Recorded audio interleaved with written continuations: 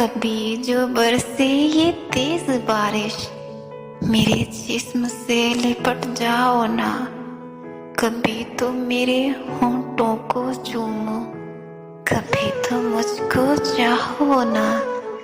कभी तो मुझको छू के जाना, दुनिया रंगीन बनाओ ना। कभी तो तुम खुद गर्जी जोड़ो, कुछ एहसास जगाओ ना। कभी तो मेरा दर्द समझो, खुद को इंसान बनाओ ना। कभी जो बरसे ये तेज बारिश, मेरे जिस्म से लिपट जाओ ना।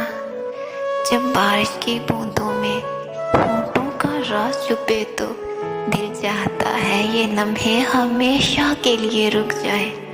अगर आपको ये लम्हे पसंद आए तो मेरे चैनल को सब्सक्राइब करके मेरी शायरी की दुनिया में मेरे साथ चलें, मेरे दोस्त बनकर।